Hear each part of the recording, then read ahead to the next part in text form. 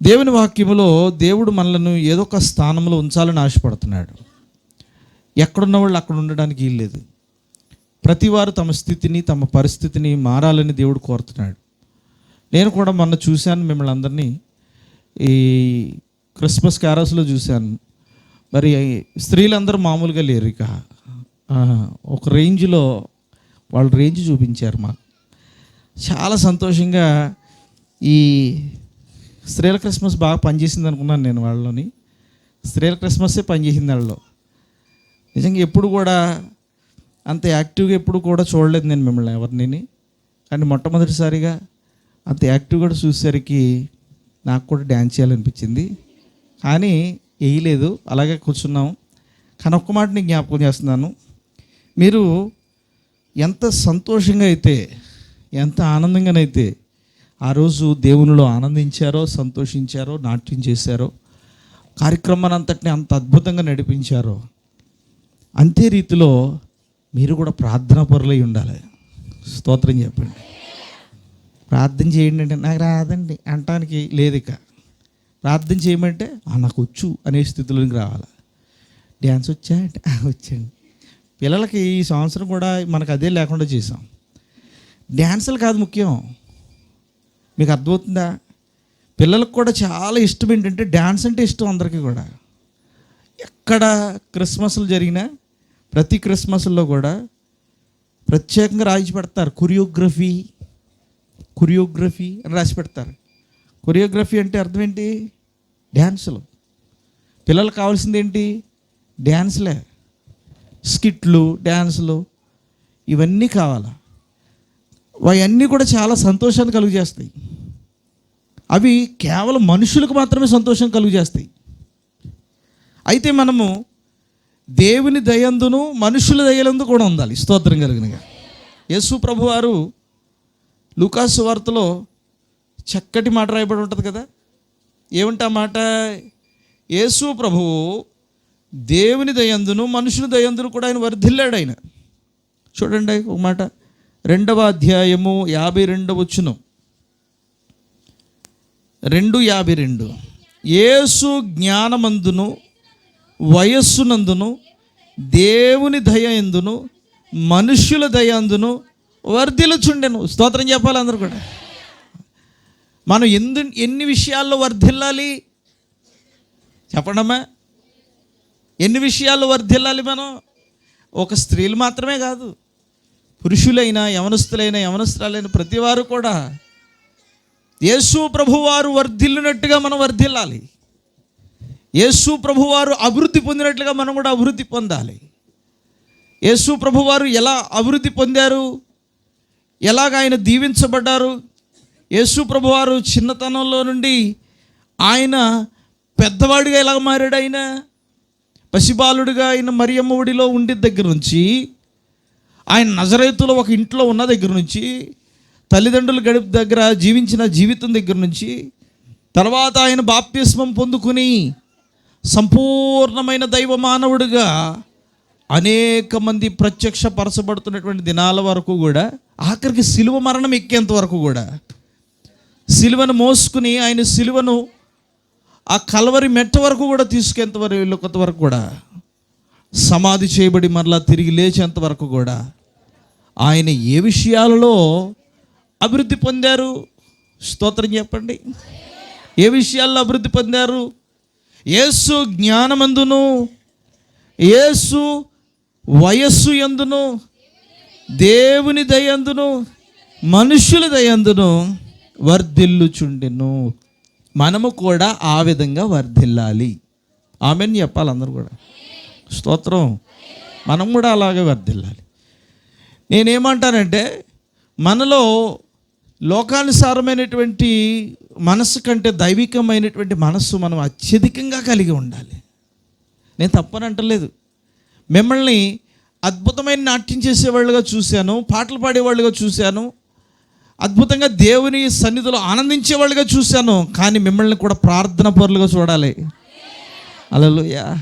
మిమ్మల్ని భక్తి పరులుగా చూడాలి, మిమ్మల్ని విశ్వాస వీరులుగా చూడాలి, దేవుని సన్నిధిలో పరిచారకులుగా చూడాలి, దేవుని కొరకు నడిచేవారిగా చూడాలి. స్తోత్రం కలుగునుగా. మనం యేసు ప్రభు వారిలాగా అభివృద్ధి చెందాలా. యేసు ప్రభు వారిలాగా మనం కూడా నడవాలి. అసలు యేసు ప్రభు వారికి ఎంత అద్భుతమైన జ్ఞానం, స్తోత్రం కలుగును గాక. హల్లెలూయా.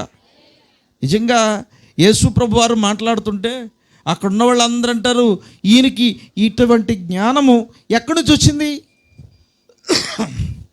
ఆయన జ్ఞానములో వర్ధిల్లాడు. ఆయనకి ఇట్టి జ్ఞానం ఎలా వచ్చింది? ఇతడు మరియమ్మ యోసేపుల కొడుకు కాడా, కానీ ఇతడు ఇంత జ్ఞానముగా ఎలా మాట్లాడగలుగుతున్నాడు, ఇంత అద్భుతంగా ఎలాగా నడవగలుగుతున్నాడు అంటే ఆయన దైవికమైనటువంటి జ్ఞానాన్ని కలిగి ఉన్నాడు. స్తోత్రం కలుగునుగా. హల్లెలూయా. మనం దైవ జ్ఞానాన్ని నేర్చుకోవాలి. మనం దేవుని గురించిన జ్ఞానం మనకు కావాలి. లోకంలో సంగతులు మనకు అక్కర్లేదు.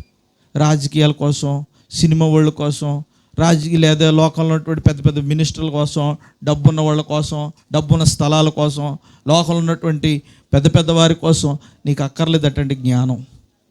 మనం దేవుని గురించిన జ్ఞానము, దేవుని వాక్యాన్ని గురించినటువంటి జ్ఞానం మనం నేర్చుకోవాలి. ఆ జ్ఞానంలో మనం వర్ధిల్లాలి. స్తోత్రం కలుగును గాక. దేవునికి సంబంధించినటువంటి వాక్య జ్ఞానాన్ని మనం నేర్చుకున్నప్పుడు ఆ వాక్య జ్ఞానాన్ని బట్టి మనం అనేకమైన విషయాల్లో ఆశీర్వదింపబడతాం. స్తోత్రం కలుగును గాక. ఎప్పుడైతే దేవుని జ్ఞానం మనలో ఉన్నప్పుడంటే ఏది చేయాలో, ఏది చేయకూడదో, ఏది తప్పో, ఏది ఒప్పో, ఎక్కడ ఉండాలో, ఎక్కడ ఉండకూడదో దేవుడే నీకు బయలుపరుస్తాడు. ఏ జ్ఞానం ఉంటే? దైవ జ్ఞానం ఉంటే. యేసు ప్రభువారు తన జీవిత కాలంలో ఒక్క తప్పు, ఒక్క అపరాధం కూడా చేయలేదు. యేసు ప్రభువారు సవాల్ చేశాడు. ఆయన, ఎవడైనా నాలో పాపం ఉన్నదని నిరూపించగలడా అన్నాడు. ఆయన, నాలో పాపం ఉన్నదని మీలో ఎవరైనా నిరూపించగలరా? ఆయన సవాలు చేసి గట్టిగా మాట్లాడగలిగారు. ఎందుకంటే ఆయన పాపము లేనివాడు కనుక. స్తోత్రం. నిజమే, ప్రభువారు పరిశుద్ధుడు, ప్రభువారు నీతిమంతుడు, ఆయన అద్భుతమైనటువంటి కృప చూపేటువంటి దేవుడు. హెబ్రీయులకు రాసిన పత్రికలో చక్కటి మాట ఉంటుంది.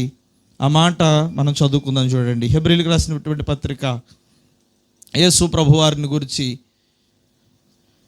చక్కటి మాట రాయబడి ఉంటుంది.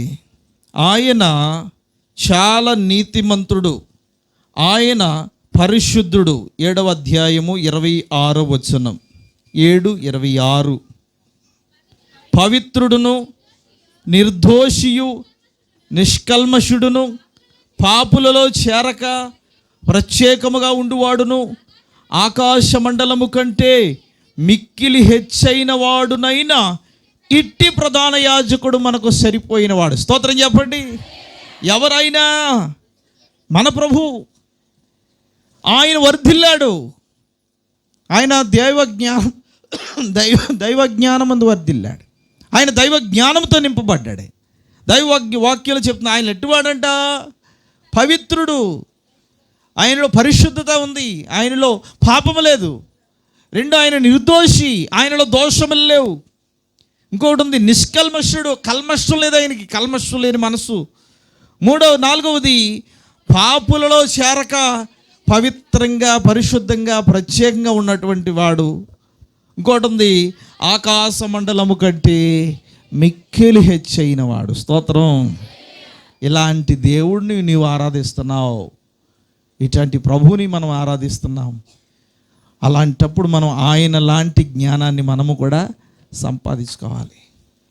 ఆయనలో మనము కూడా ఎదగాలి. ఆయనలాగా పవిత్రంగా ఉండడానికి ప్రయత్నం చేయాలి. ఆయనలాగా నిష్కల్మషంగా ఉండడానికి ప్రయత్నం చేయాలి.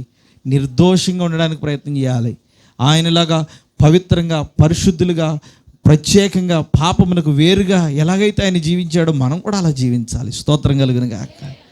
ఈ లోకంలో మనము ప్రభువు నుంచి అదే మనం నేర్చుకోవాల్సింది. దేవుడు మనల్ని పవిత్రులుగా ఉండడానికి పిలిచాడు, పరిశుద్ధులుగా ఉండడానికి పిలిచాడు, నిర్దోషులుగా ఉండడానికి పిలిచాడు, నిష్కల్మషులుగా ఉండడానికి పిలిచాడు. పవిత్రులుగా, పాపులో చేరకుండా వేరేగా, ప్రత్యేకంగా ఉండడానికి దేవుడు మనల్ని పిలిచాడు. స్తోత్రం కలుగును గాక. అందులో మనం వర్ధిల్లాలి. స్తోత్రం చెప్పండి. హల్లెలూయా. యేసు ప్రభువారు జ్ఞానమందును, వయస్సు యందును ఆయన ఏం చేశాడట? వర్ధిల్లెను. స్తోత్రం.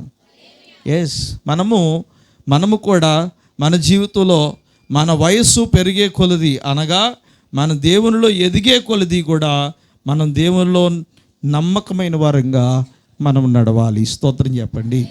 అపోస్తలుడైన పౌలు అంటాడు, నేను పిల్లవాడిగా ఉన్నప్పుడు పిల్లవానిగా నేను ప్రవర్తించాను, పెద్దవాడిని అయ్యానప్పుడు నేను, స్తోత్రం కలుగును గాక, హల్లెలూయా, ఇప్పుడు పిల్లవాని వలె నేను మాట్లాడతలేదు, స్తోత్రం, పిల్లవానిగా నేను ప్రవర్తించటం లేదు.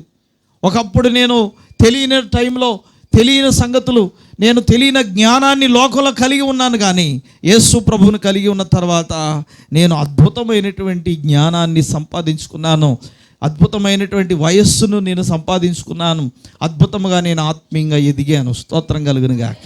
మనం ఎప్పుడు కూడా ఆత్మీయంగా ఎదగడానికి ప్రయత్నం చేయాలి. మనం ఏది చేసినా ఆత్మీయంగా మనం బలపరచబడాలి, ప్రార్థనాత్మతో మనం నింపబడాలి, విశ్వాసంలో నింపబడాలి. ఇప్పుడు మొన్న మీరు డ్యాన్స్లు వేసారు చూసారా, మీరు అందరూ కూడా ఇక్కడ నిలబడి ఒకరోజు క్వైర్ పాడాలి. ఆమె చెప్పండి, పాడరా మీరు? అది కావాలి నాకు, అంతే కదమ్మా. ఆ రోజు మీరు వేసినటువంటి ఆ నాట్యంలాగా ఒకరోజు మీరు అందరికీ నిలబడి క్వైర్ పాడాలి. ఒకరోజు మీరు ఏదంటారు, స్త్రీల మీటింగ్ లీడ్ చేయాలి, స్తోత్రం కలుగును గాక, గొలుసు ప్రార్థనలు చేయాలి. ఇలాంటివి చేయాలండి. మనకి ఈ సంవత్సరం మనం అసలు డ్యాన్సులు పెట్టలేదు కదా, చిన్నపిల్లలు కూడా డ్యాన్సులు లేవు, నో, అక్కర్లేదండి. వాటి వల్ల ప్రయోజనం లేదు. నేను చెప్పాను సండే స్కూల్ వాళ్ళకి, ఒక వాక్యం వాళ్ళ నోటంట పలికించి వినిపించండి అందరికీ చాలు. వాళ్ళ స్టెప్పులు, వాళ్ళ డ్యాన్సులు అవన్నీ మాకు అక్కర్లేదు. మనకు ఉపయోగపడని దానికోసం మన ప్రయత్నం వద్దు, ఉపయోగపడే దానికోసమే మనం ప్రయత్నం చేద్దాం, స్తోత్రం కలుగును గాక. ఎందుకు అనవసరమైన వాటి కోసం, అనవసరమైన వాటి కోసం ఎందుకు?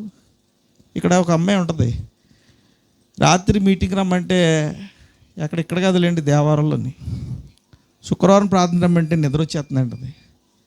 వాళ్ళ అమ్మ వస్తుంది కానీ ఆ పిల్ల రాదు. కానీ రాత్రి 2 అయిందంట, నా వారం వెళ్ళిపోయింది ఆ పిల్ల వేరే పిల్లలతో కలిసిపోయి అక్కడ డ్యాన్సులు వేయడానికి. ఎందుకంటే మనకి ఇక్కడ డ్యాన్సులు లేవు కాబట్టి, డ్యాన్సులు ఎక్కడ దొరికితే అక్కడికి వెళ్ళిపోయింది ఆ పిల్ల. రాత్రి క్యారల్స్కి వెళ్ళిన క్యారల్స్లో కనపడలేదు. వాళ్ళ అమ్మని అడిగాను నేను, ఏది అమ్మాయి ఎక్కడ పోయిందంటే, నా వారం వెళ్ళిపోయింది అయ్యారు, అక్కడికి వెళ్ళిపోయింది, అక్కడ డ్యాన్సులు వేస్తున్నారంట, అందుకని వెళ్ళిపోయిందంట. శుక్రవారం ప్రార్థనలో కూర్చోడానికి నిద్ర వస్తుంది ఆ పిల్లకి, ఆదివారం ప్రార్థన రావడానికి కూడా ఆలస్యంగా వస్తుంది ఆ పిల్ల. కానీ డ్యాన్సులు వేయటానికి రాత్రి 8 గంటలకు వెళ్ళిపోయి రాత్రి 2 గంటలకు వచ్చిందండి మళ్ళీ ఆ పిల్ల ఇంటికి. అందరు కలిసి ఆటోలో వెళ్ళిపోయి ఎంత సంతోషం, ఎంత ఆనందం, ఎంత ఉల్లాసం. అది ప్రార్థనలో ఉంటుందా? మనం అలా ఎప్పటికి ఉండకూడదు. మన సంఘంలో ప్రార్థనకు మొదటి స్థానం ఇవ్వాలా, వాక్యానికి మొదటి స్థానం ఇవ్వాలా, పాటలకు మొదటి స్థానం ఇవ్వాలా, విశ్వాసానికి మొదటి స్థానం ఇవ్వాలా, భక్తికి మొదటి స్థానం ఇవ్వాలా, యథార్థతకు మొదటి స్థానం ఇవ్వాలి, పరిశుద్ధతకు మొదటి స్థానం ఇవ్వాలి, నీతి నిజాయితీలకు మొదటి స్థానం ఇవ్వాలి. దేవుడు అలా మనల్ని మార్చునుగాక. హల్లెలూయా. ప్రార్థన చేసేవారిలో సమూయేలు ఉన్నాడంట ఆ దినాల్లో. ఈరోజు నీవు నేను ఉండాలా, స్తోత్రం కలుగును గాక. హల్లెలూయా. యేసయ్య ఏ విధంగా అయితే అయినా జ్ఞానమందును, యేసు ప్రభు ఏ విధంగా అయితే వయస్సు యందును వర్ధిల్లారో అలా మనం కూడా వర్ధిల్లాలి. యేసు ప్రభు మనుషుల దయందును దేవుని దయందును కూడా వర్ధిల్లారు. హల్లెలూయా. యేసు ప్రభు వారిలాగా మనం ఎదగడానికి ప్రయత్నం చేయాలి, యేసు ప్రభు వారిలాగా ప్రవర్తించడానికి ప్రయత్నం చేయాలి, యేసు ప్రభు వారిలాగా ఒక్కరోజు ప్రభు కొరకు మనం బతకడానికి ప్రయత్నం చేయాలి. స్తోత్రం కలుగును గాక. దానియేలులాగా మనం ప్రార్థన పరులం అవ్వాలి, దావీదులాగా మంచి గాయకులం అవ్వాలి, నాట్యం చేసేవాళ్ళం అవ్వాలి. స్తోత్రం కలుగును గాక. హల్లెలూయా. అరణ్యములో ప్రార్థన చేస్తే దేవుడు విజయాలు ఇచ్చాడు. అంతఃపురంలో ప్రార్థన చేసినప్పుడు దేవుడు విజయాలు ఇచ్చాడు. దావీదుని దేవుడు ఎన్నడూ విడిచిపెట్టలేదు, ఎందుకంటే దావీదుకి దేవునికి ఉన్న అనుబంధము అంత గట్టిది. స్తోత్రం కలుగునుగా. ఇక్కడ ఉన్నటువంటి అందరినీ కూడా ప్రార్థన పరులుగా చూడాలని ఆశ. ఇక్కడ ఉన్నటువంటి అందరూ కూడా ప్రార్థన పరులు అవ్వాలి. మన సంఘంలో ఉన్నటువంటి వారందరూ విశ్వాస వీరులు అవ్వాలి, దేవునిలో బలంగా నడవాలనేది నా కోరిక. అందుకే సమూయేలు నేను గుర్తు చేశాను. ఆయనకు ప్రార్థన చేసిన వారిలో సమూయేలు ఉన్నాడు. స్తోత్రం. ఆయనకు ప్రార్థన చేసిన వారిలో సమూయేలు ఉన్నాడు. ఆ ప్రార్థన పరుల్లో మనం కూడా ఉండాలి. హల్లెలూయా. ప్రార్థనే మనల్ని నడిపిస్తుంది, ప్రార్థనే మనకు విజయాన్ని ఇస్తుంది, ప్రార్థనే మన పరిస్థితులను మారుస్తుంది. ఎప్పుడు కూడా దేవునితో మనకు ఉన్న అనుబంధము ఉన్నది అని అనాలంటే ప్రార్థన ఉంటేనే ఉంటుంది. ప్రార్థన లేకపోతే ఉండదు. దేవ సహవాసానికి, సన్నిధికి, వాక్యానికి మనం ఎప్పుడైతే అనుబంధం కలిగి ఉంటామో అప్పుడు మన బంధము శాశ్వతం అవుతుంది, స్థిరపరచబడుతుంది. దేవునికి స్తోత్రం కలుగును గాక.